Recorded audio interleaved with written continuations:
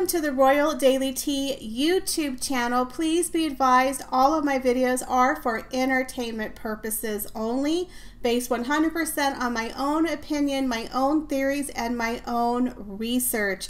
All of my information can be found on the public domain and falls under the fair use guidelines. Please feel free to do your own research. Hello and welcome back to the Royal Daily Tea. So I had a nice few days off. I'm relaxed. I'm refreshed. I have been binge watching Outlander on season 5 currently, with the new season coming out this week. So if you are an Outlander fan, let me know in the comments below. If you're not an Outlander fan, seriously, you need to get on this show. I highly, highly recommend it. But just a fair warning, there may or may not be some Outlander references in this video. So now sit back and relax, and let's get into the Royal Daily Tea. So are Harry and Meghan starting to lose their fan base in America? And I would say I think that they are, that a lot of people are starting to see that Harry and Meghan are just a lot of smoke and mirrors, and there's really not a lot of substance. So ever since Harry and Meghan made the announcement 2 years ago that they were leaving the royal family to become private citizens and financially independent, that they were seeking a new world out in America, and that they were leaving all of it behind, people were applauding them. Oh, they're leaving the evil royal family for love. Look at them. They're so awesome.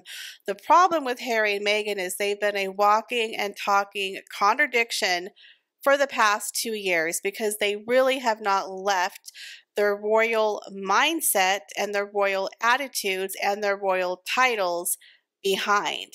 Instead, they've just swapped it from, Frogmore Cottage to Montecito, and they still think that they're royals. They still think that they're global citizens of the world that need to have this worldwide protection paid for by the taxpayers of every single country that they visit.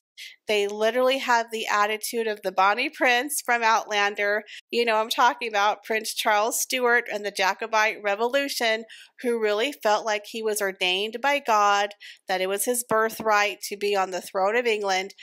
Harry has the same attitude of, I'm a prince, kiss the hand. Do you know who I'm talking to? I'm the Bonnie Prince of Montecito. I'm Prince Harry. Bow down, I'm the Duke of Sussex. He has this attitude of, well, it's my birthright.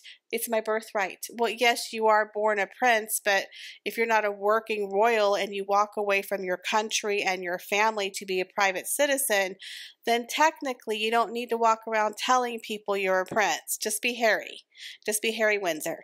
Even at his job at Better Up, he calls himself Prince Harry, the Duke of Sussex, because he doesn't know how else to think of himself, because again, he has a very privileged upbringing and a very privileged elitist mindset. Back in the olden days, royals really thought that they were better than everybody else. They had royal blood. They came from a blue blood royal line, that they're ordained by God, and that they are destined to rule above the peasants. That's why people of nobility or old royal blood, they think they're better than everybody else. And again, Harry comes from that breeding. He comes from that upbringing. I am a royal prince by birth, and my son Archie should have been a prince, and we're royalty, and we deserve to have free security in any country that we go to visit. Just call me Duke of Sussex. Now, if you want to leave a royal family, Princess Mako of Japan literally gave up all of her titles, all of her money, her $1 million inheritance, to live with her husband, who was a commoner. They moved to New York City, and she is no longer a princess. She's just Mako. She doesn't have security detail. She's literally walking around with people in New York City. People literally on the street are standing next to a royal princess.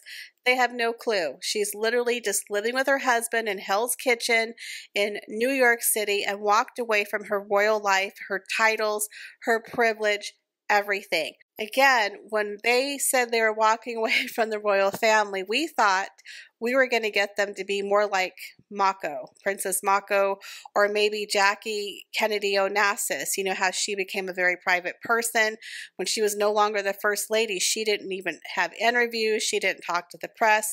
She just went off and did her own thing.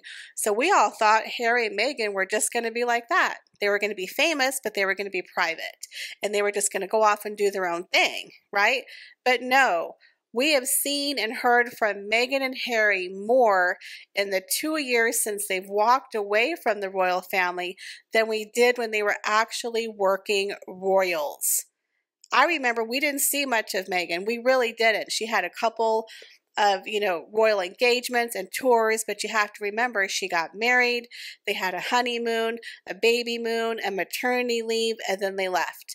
They were barely royals for like 18 months. That old saying from Chandler Bing from Friends, can you be any more annoying? Apparently they can, because now the Sue Happy Sussexes have filed their 5th lawsuit in 4 years, of course, against the Associated Press. They're not going after anybody in America. Apparently it's just the UK, because again, the UK kind of just tells it how it is. They're just ripping off the Band-Aid, calling them out on their actions, and now they're suing the newspaper again. These two are still monetizing off of the royal family using their titles.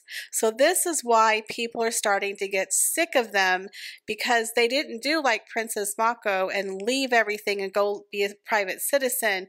Instead, they're constantly in your face, putting their titles in your face, using official letterhead, getting involved in politics, telling people how great they are. And then when you go through all the smoke and mirrors, you see they're not really doing anything.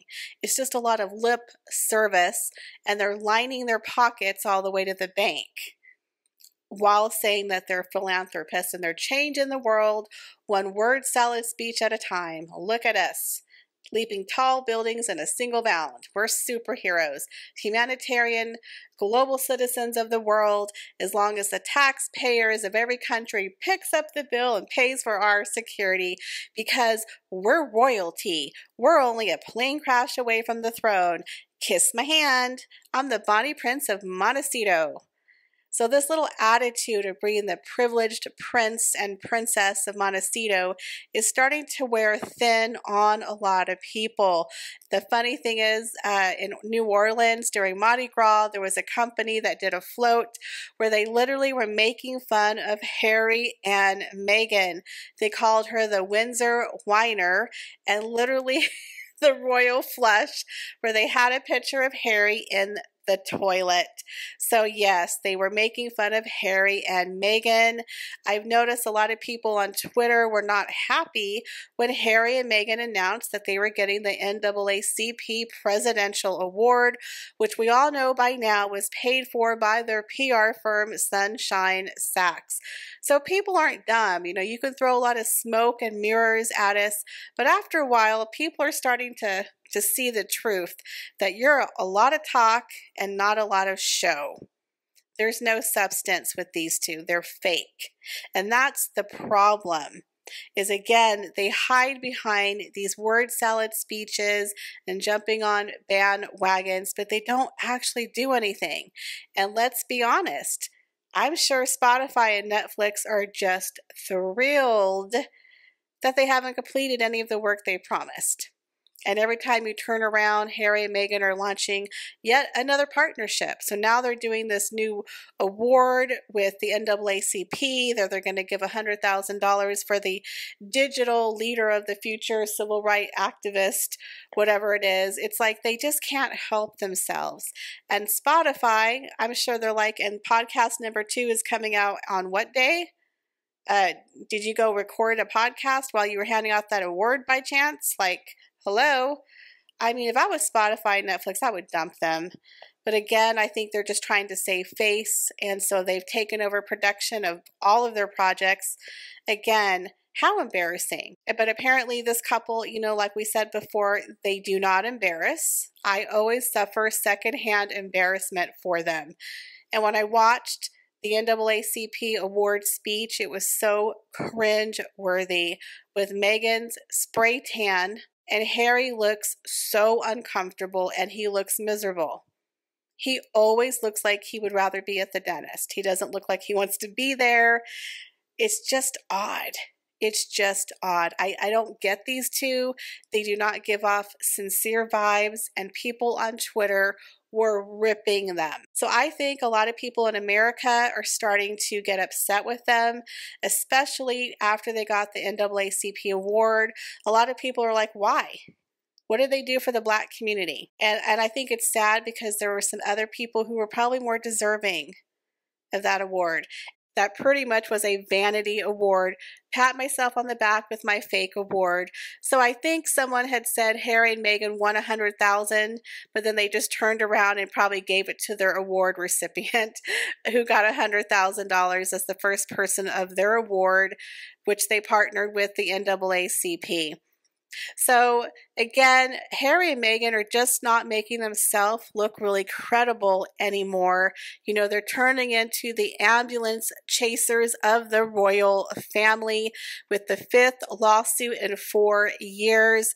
I mean, I feel like Maury Povich is the next step where they're going to say, Harry, you are not the father.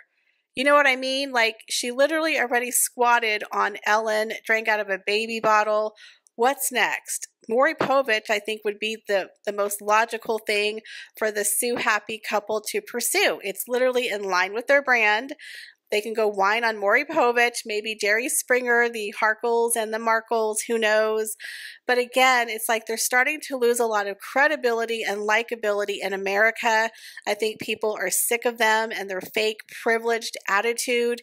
And when they showed that Archwell Foundation only donated $50,000 after all of the word salad speeches and the Zoom calls and the lectures and telling people all the things that they do, to only have donated $50,000. Now again, $50,000 to charity is great, but when a 10-year-old boy can raise $150,000, that's pretty pathetic. That you can only raise $50,000 when your bestie Serena Williams is literally worth $1 billion. Her husband is literally worth about $900 million, and she herself probably has about $150 million. So you're trying to tell me you couldn't call up your bestie and be like, hey, Serena, can you donate $100,000 to our charity? You couldn't call Oprah or Ellen or any of your other rich friends to donate money? Because one thing about rich people, they love to donate money because it's a tax break. The more money you make, the more money you need to donate to get a tax break.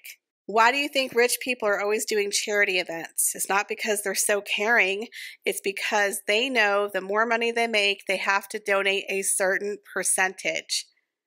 And then you have Harry and Meghan opening up those 11 bank accounts in Delaware to funnel all of their funds through for tax purposes. It's like you just can't make it up. This couple just does not embarrass, even though everything they do is cringe worthy. And it's like they still have fans. I don't know how they still have fans, but a lot of these fans, I think they're just in the dark. They just don't research or maybe follow them very closely. I had a few people on my TikTok say, well, Harry and Meghan do a lot of things behind the scenes. And one of them was like, well, the parental leave act is what Harry and Meghan do. And I literally couldn't stop laughing because I was like, first of all, Harry and Meghan didn't really do anything for the Parental Leave Act. She volunteered a couple hours of her time. She wrote out a letter on her official royal letterhead.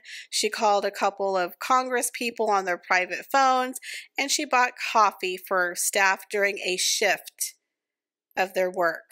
That's the extent of what Harry and Meghan, and they put out a little speech on Archwell.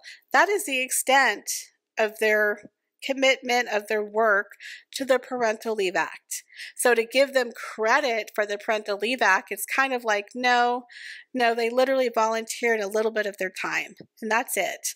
That is all they did. So the Oprah Winfrey interview, of course, is the most infamous interview out there, in my opinion, and it was kind of the turning point for their popularity and likability for a lot of people, including myself. Well, believe it or not, it is going to be the 1-year anniversary this month. I believe March 8th was the day that it aired. I can't believe it's been an entire year. And now it just keeps going downhill. So what are your thoughts on the Sussexes? Do you think they're losing their popularity and their fan base here in America? Leave your comments, guys, down below. As always, I appreciate each and every one of you. Thank you so much for stopping by the channel. We're about 50 away from reaching 6K. So make sure you like, share, and subscribe and hit that notification bell. And I will see you in the next video. Bye, guys.